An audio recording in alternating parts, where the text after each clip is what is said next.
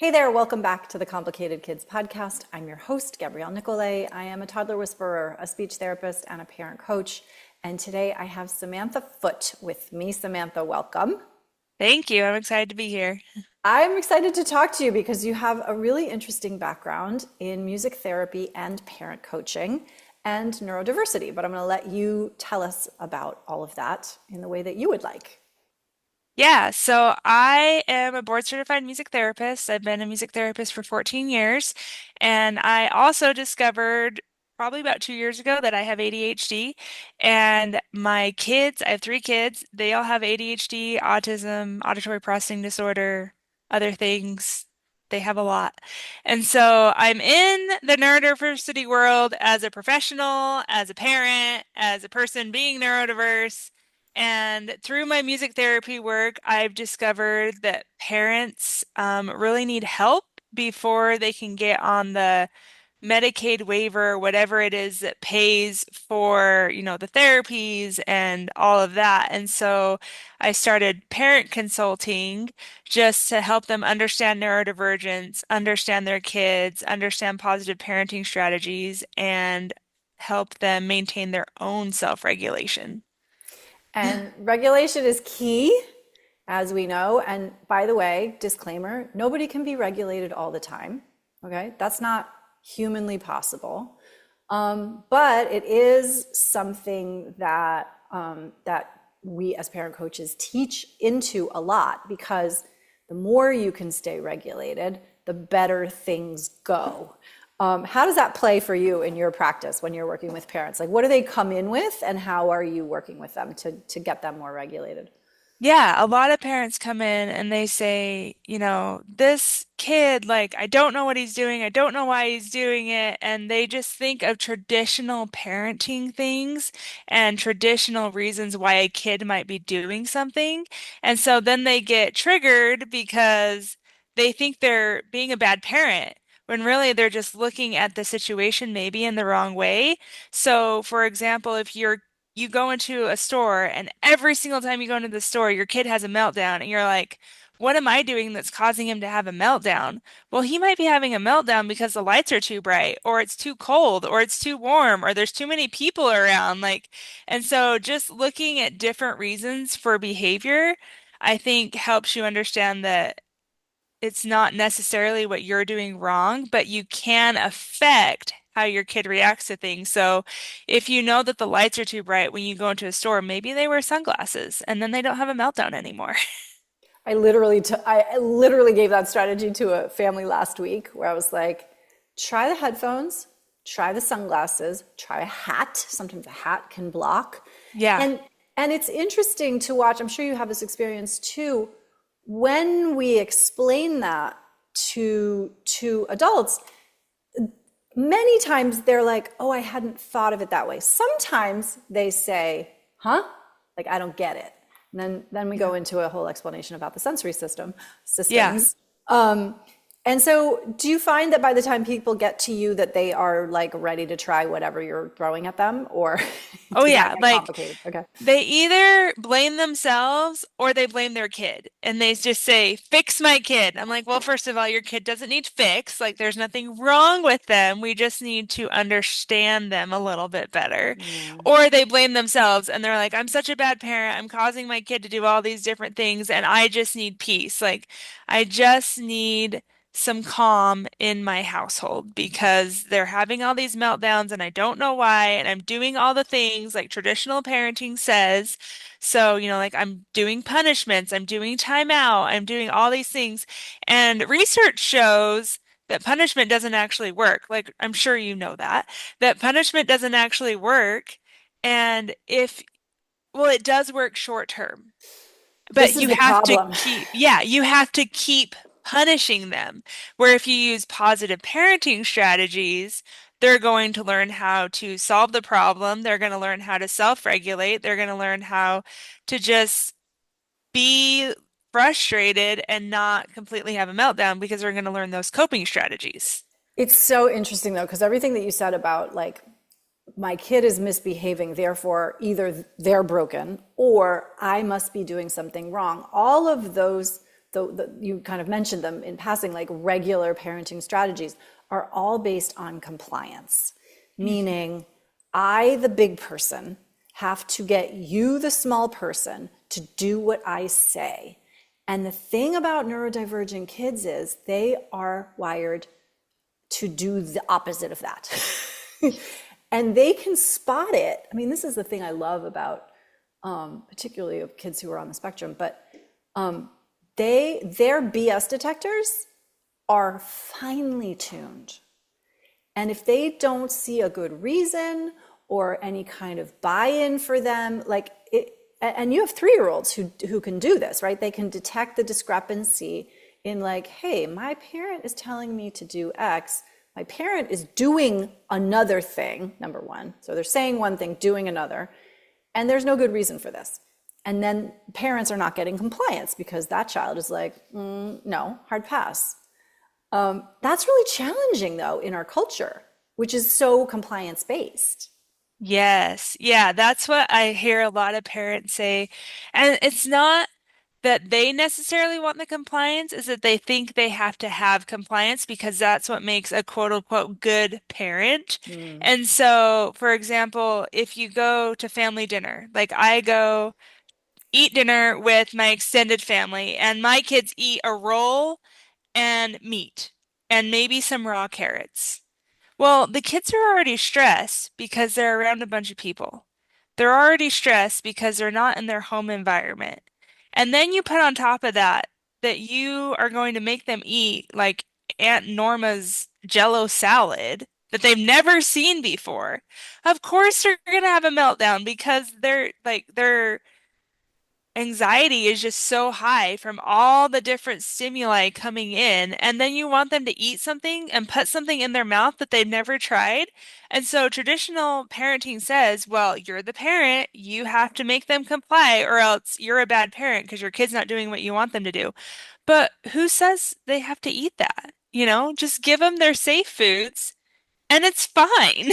Like, but it's so hard when you have like your parents or your sisters or your brothers being like, well, when back in my day, like we just did what we were supposed to do. Well, back in your day, you were a little stress ball. Like, let's have some self-regulation and calmness. Well, and it's really interesting. So, I mean, there's so many different directions to go with this, but one of the Mm. things is, yeah, I talk to mostly dads who are a little bit harder to engage in kind of this positive parenting mode where we're really being detectives and looking at like, okay, what's driving this behavior? Because they were shut down as kids. They were high energy or high needs, and they got it basically beaten out of them. I mean, it's a trauma response at some level. And now they're kind of imposing that unwillingly, unwittingly on their own kids. And it is really interesting to call that out. And I find the parenting work really interesting because you very quickly get into that kind of conversation, which is like, well, it worked for me. Therefore, I'm going to pass it on. And you're like, did it work for you though? Yeah, You know? yeah. Like, what coping mechanisms did you have to develop to be okay with that? Like, not to be okay with it, to get through it. Yeah, yeah. Yeah, So, and do we want that same level of, it's like self-control, making oneself small, holding all of oneself very tightly. Is that what we want for kids? I'm not sure that anybody would say, yeah, I want my kid to really second guess themselves all the time and triple think what they're going to say before they say it and make quadruple sure that they're not offending. Like, nobody wants that. That's a lot of yeah. work. That's a lot of hypervigilance that also makes you like anxious to where you're so hypervigilant that you're watching everything, making sure that you're in compliance so you don't get in trouble, making sure that you're acting the way that people want you to act so that you're accepted.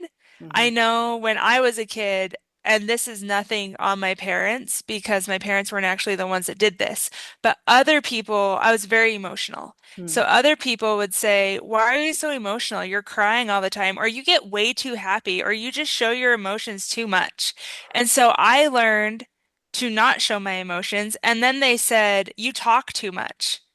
And so then I was like second guessing every single time I open my mouth, like, well, should I be talking right now? I don't know. Like, is this what a normal person talks like? Like, how often should I talk? When should I make, comments in a conversation? And so just accepting a kid as they are can really help them not. I developed shame and second guessing myself and always wondering if I was enough or I was too much or that's a lot to put on a kid. Yeah. And it's levels, right? Because like Yeah. the more I do this work, the more I'm like, yes, okay, it's the human condition to never feel like enough. Fine. And there's a layer of shame. There's a layer of just, right, like feeling like I'm not normal. I'm not supposed to be this way. And yet that's how, like, all of us came the way we are. I mean, I just say a lot of the time, like, none of us really changes. We just become more ourselves. Yeah, yeah. Right? And for those of you who are listening who have, complicated kids, with or without diagnosis, you know them. They came out that way. You know. And trying to make that not be so, is just, it's a waste of your precious time and energy, and it's a waste of your child's life, because you're not kind of giving them the signaling that who you are is okay, and let's figure out who that is together. Yeah, I mean, that's yeah. an exciting place to be, I think, for a parent and a child. It's like, oh wow, who are you and what do we get to do while you're here? Yeah, yeah, exactly. I think a lot of kids with pathological demand avoidance, Mm, so that is when kids look super defiant and they get diagnosed with oppositional defiant disorder. But it's really based in anxiety where they're so anxious that they literally cannot do what you're asking them to do. mhm, But everyone just thinks they're being defiant. And so I think those kids are very misunderstood.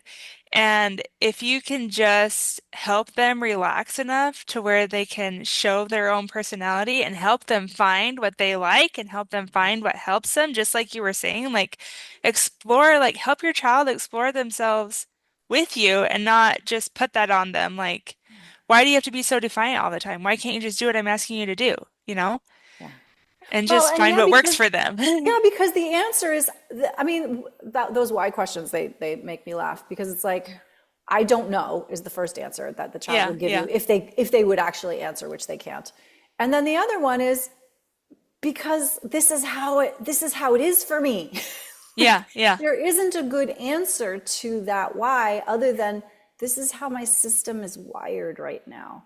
Yeah. And I tell parents often, I'm like, you can keep doing what you're doing, and you're going to get a kid who's in burnout, who doesn't get out of bed, and who never goes to school, and who can't participate in life. And that might happen anyway, and that's okay, no shade. But like pushing and pushing and pushing and pushing a nervous system to do things that it is not yet ready or capable of doing, is not great. And that's, I think, what you were saying earlier about, like, parenting doesn't cause neurodivergence, but it can affect how it plays out. Yeah.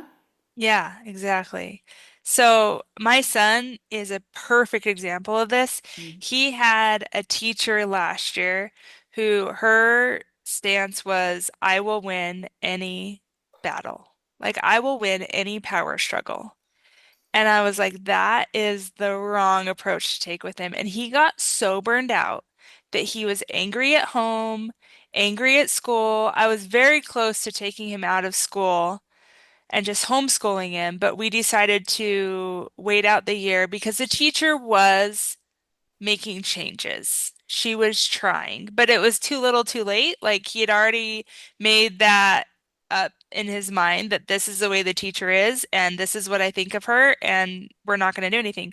And so then over the summer, we did low demand parenting, where we didn't put a lot of demands on him. You know, if I asked him to unload the dishwasher and he just took the dishes out and put them on the counter, that was good enough. You know, that's what he could do.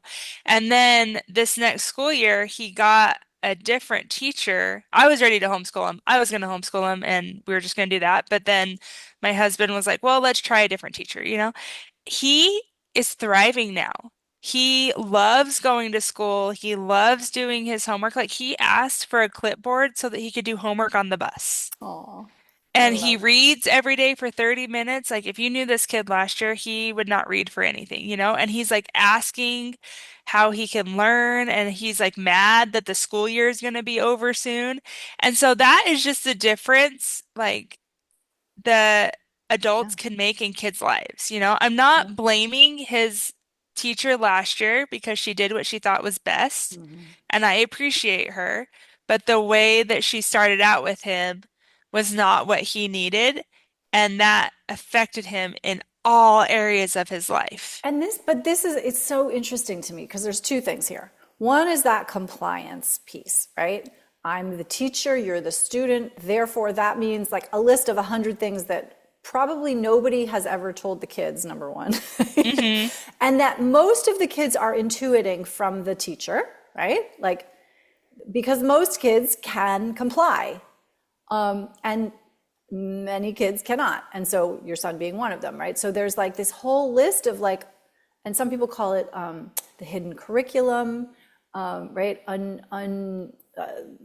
There's a different word for it that I'm not finding right now. But this all of this underlying social rules of engagement that neurodivergent kids, by and large, cannot deal with. They don't understand how to extract them from the environment. And then they don't understand why they have to.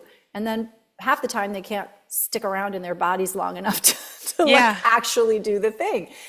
But the interesting part that I find about that story is the energy of the people involved, right? That like BS detector of like, Yeah.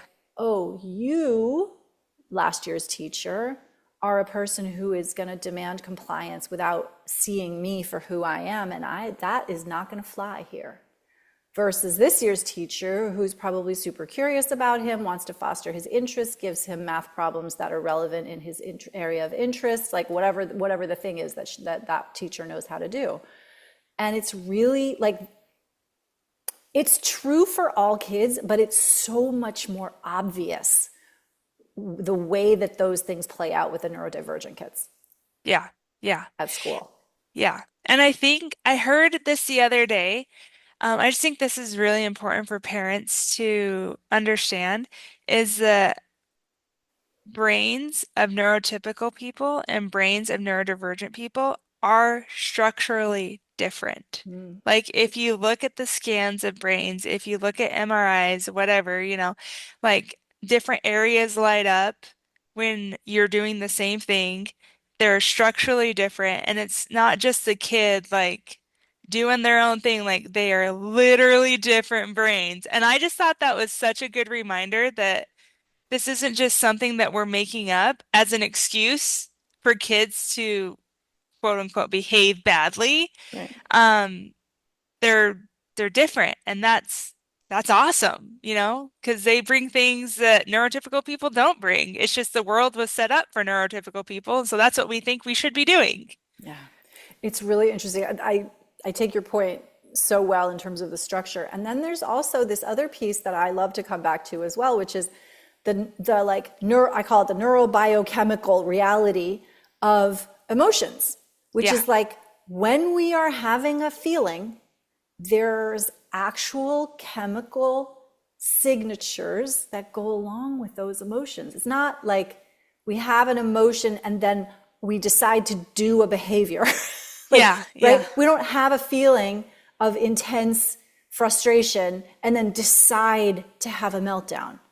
The meltdown is proceeding from the chemical cascade of the frustration that the frustration is causing the chemicals to be released that then results in the behavior. Like it's that direct from the neurology, which is super interesting to me. Yeah. Yeah. I love the brain and all the processes and just Yeah. everything that goes into it. But yeah, that that's a good point. So we were talking about regulation a little bit. We were talking about kind of meltdowns and neurochemistry a little bit here. Mhm. And that gets me curious about music because we know that there are things that can change our neurological state, and Mhm. music is one of them. So, do Yeah. you want to talk about that a little bit? Yeah, so music can affect so many different things in our bodies. In fact, there was a study done that showed that music can turn off stress signals on a DNA level. So they did this study where they put people in a stressful situation. They had to do puzzles that had no solution. And they did that for an hour. Oh, God. And then they measured, the DNA response of stress and like all these stress, I can't remember the exact number. And then they took people, and some people continued to do the puzzle for another hour. Some people did traditional, like relaxation things, like reading a book or laying down or any of that. And then they took a group of non-musicians and had them play the piano, just Hmm. improvise on the piano for an hour. And the people that played on the piano, their stress signals decreased 3 times more than the people who did the traditional relaxation methods. Oh, wow. And so, like, music can affect neurotransmitters, like chemicals, all those things. It affects the bonding hormone, dopamine, which we know that dopamine in neurodivergent people is all out of whack. And so, you can, it helps regulate that. And then I have this training called Rhythms to Relief, and Okay. if people want that, definitely I can send that. I can send a link. And it talks about the different ways that music can help you de-stress or de-escalate Hmm. when you're escalating, when you're having a meltdown. And so we know that when a kid is having a meltdown, the more you talk at them, the worse it's going to get. But there is this thing called the ISO principle where you take music and you listen to what the feeling is of the music and what you're feeling inside. So if you're angry, you listen to angry music. Yeah. Ooh, I have full body chills right now. Keep talking. Thank you. So you listen to angry music, and then if you want to be calm or you want to be happy, then you slowly move to that type of music, and it helps your body feel the feelings because you want to feel the feelings. You don't just want to be like, okay, now we're going to be happy. I want you to be happy. I want you to stop this meltdown. That's not the way that meltdowns work. That's not the way that de-escalation works. And so you listen to the music, and then you slowly move to calm music or happy music, and then you're able to stay in that calm and happy state because you've felt the feelings, moved through the feelings, and come out on the other side. When I was in high school, I would be very, very angry at the end of every volleyball practice that I had. Every vol because I hated my coach and my coach hated me. It was very mutual. And I listened to Linkin Park on my drive home. By the time I got home, I had gone through all the feelings and I could walk inside my house and be a happy teenager. Yeah. But if I wouldn't have listened to that music, it wouldn't have taken me through the feelings and I would have just stayed stuck. And so that's something you can do. I recommend that you make a playlist, an angry playlist, a sad playlist, a happy playlist, a calm playlist, just all those different things. And then when you're feeling that feeling, you can listen to your playlist and then you can move to a different feeling of music.